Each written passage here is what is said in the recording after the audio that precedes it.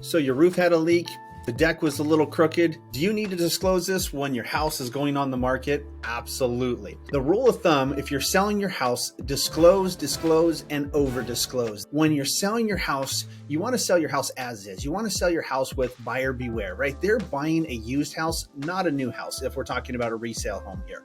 So the best way to protect yourself is to do, like, for example, in the state of Washington, we have a Form 17. It's a 7-page document that you check yes, no, I don't know, and not applicable. Some of the questions that are on there, they're questions that you should be asking a contractor, not a homeowner. However, anything that you do know about the house, tell them, get it off the plate, air out your dirty laundry. Now you can go one step further, and that would be to save yourself a ton of money and protect yourself by doing a pre-inspection. Now, if I'm not your real estate broker, don't listen to me. If I am, I'm going to give you my advice. By doing a home disclosure, look at it like your report card. Before you put the house on the market, we have a home inspector come out and they go through the whole entire house and they give us a 60-page report and they tell us the condition of the property. Now, there are 3 things that are so important to take a look at ahead of time that can save you the most money, and that's the crawl space, the attic, and the roof, right? Those can save you the deal from falling apart, and if there is something that needs to be fixed or repaired, it's best if you disclose that ahead of time, so before they put in their offer, they know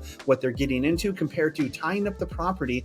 Now they have the leverage to go do a home inspection, look and find things that are wrong, and then try it and renegotiate and potentially ask 2 to, if not 10 times the amount that repair should cost. And if you don't say yes to them, they can back out, and now you're back on the market. And now when buyers and brokers are coming to look at your house again, they're like, what was wrong the first time? And it's just like, oh, it never stops. So what I recommend to my clients is that we get it it's a seller-procured inspection report for disclosure purposes only. Now, we take this report, when we give it to other real estate brokers and buyers, we have a disclosure attached that says, look, this is a seller-procured inspection report for disclosure purposes only. We highly recommend and encourage you to get your own inspection, but we did this so that you know the current state of the property. In order to sell your house, your roof needs to be able to have a 5-year roof certification, or at least 5 years left on the roof. If not, it's going to be really hard for a bank to finance it. And then if the bank can't finance it, you're looking at selling your house to a cash investor for 17 to 30% less than what it's really worth. So in the crawl space of the house, we want to look for water. We want to look for mold. We want the home inspector to,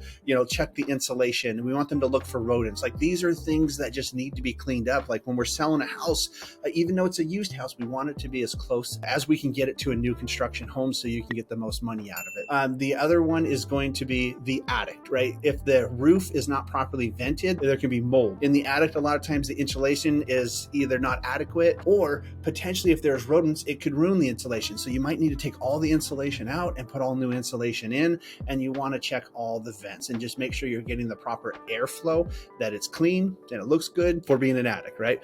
So with that said, those are 3 things to really look for. But in your home inspection report, you want to look at it and read it like, if you were buying the house, what would you be concerned about? And remember, a lot of times when buyers are buying the home, they're spending $1 million, sometimes even, twice that, and they're putting down 10, 20%. The last thing that you want them to do is to have to, buy the home and put in another $10, $20, $30,000. But more important to a lot of these buyers today, they want to move into their new home. They don't want to have a big honey to-do list before they can even move in the home and dealing with contractors and the stress. You want to keep it as fun and as exciting as possible. So the more things that you can fix before you put it on the market, the better chance you have of getting top dollar. If you don't want to do it, don't worry about it. Hire a broker that's willing to do more so they can get you more. Find that real estate broker that understands what it takes to get the house in its best light, and that's willing to get their elbows and their hands dirty and get out there and get it done for you. So it will make you money if you get ahead of this stuff. If you do have a homeowners association, get the CC&Rs, get the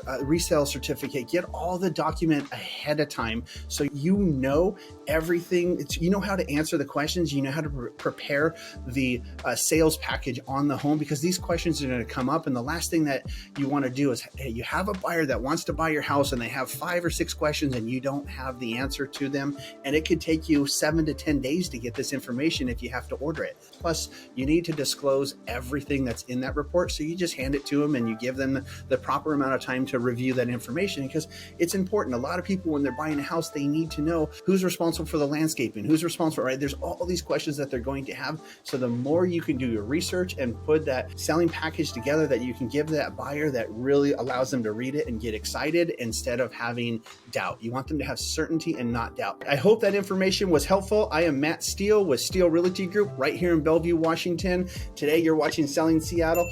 And if you are thinking of selling your house, there's additional information in the description below that can help you out. We have all types of videos that help buyers and sellers in the real estate process. And if you would like a private consultation on selling your house or buying a house, fill out the contact information. The link below will reach out. If you do send me a text message, let me know who you are, how I can help you, and I will reach out. Till the next video, we'll catch you later.